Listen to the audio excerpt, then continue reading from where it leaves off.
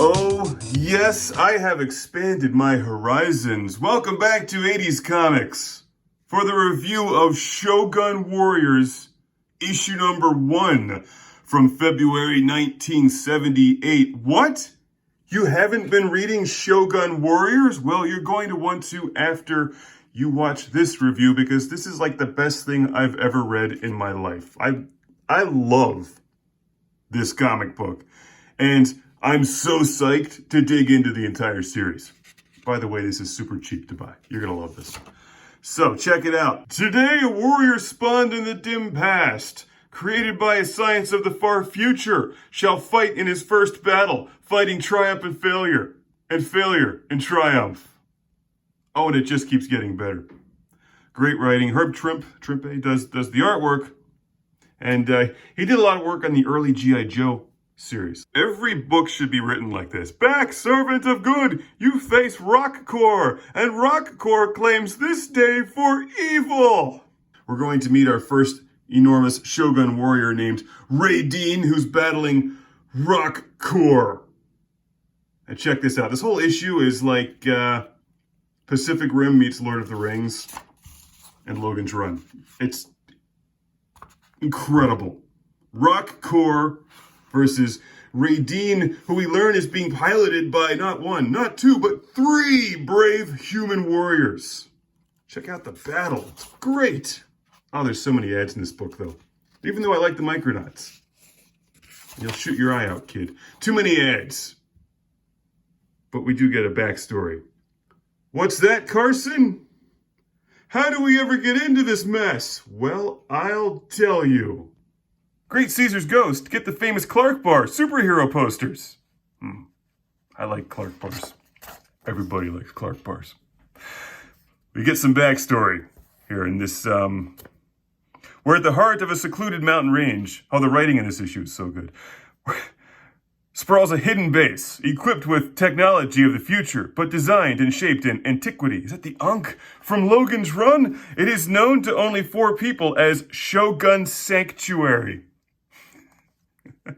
Those of you who have seen Logan's Run 1,000 times know what I'm talking about here. Yes, I fear the ancient vow of our ancestors have pledged generation after generation the same vow we have pledged. We will soon face its first test since the Great Chaos Wars. And thankfully, the book goes into great depth explaining the Great Chaos Wars, which are absurd, and that's why they're great. More advertisements.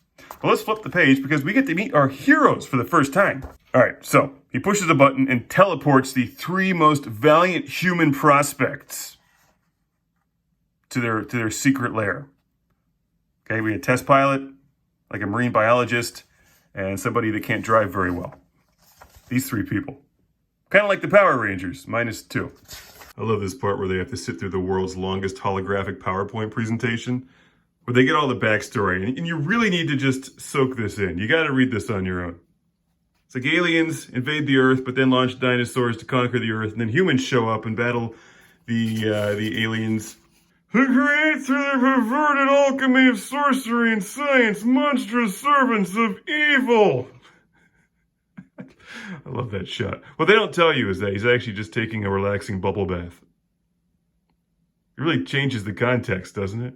The last lieutenants, led by Marcon, were trapped in their underground base, sealed in suspended animation. Yesterday, a long-dormant volcano erupted above the site of the Chaos War's final battle, breaking the state of suspended animation. In the subterranean vaults of evil, Lord Marcon and his agents were awakened.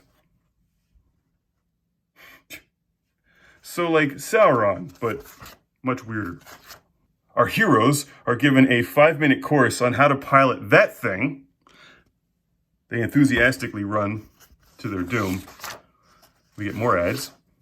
But surprisingly, they don't die. They fight well and battle Rok-Korr to the death or until he oozes out and forms a pink lava monster.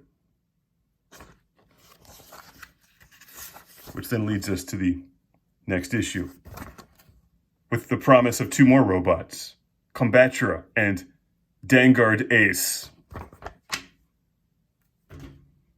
Is this not like the greatest comic book ever written? And there's a whole bunch of them. Look, somebody went shopping. It's amazing how far your $5 will go when you're buying 70s comics that nobody wants, but are really good. And I'll be exploring the entire series of Shogun Warriors because look at it. Look at it! Oh, and there's an ad for Kiss on the back, in the back cover. Shogun Warriors issue number 1 is highly, highly, highly, highly recommended by 80s Comics. Even though it's 70s, it's so good. This is like the kind of science fiction action that we need today. In fact, I would say that Shogun Warriors are the heroes that we need today. Fighting for freedom.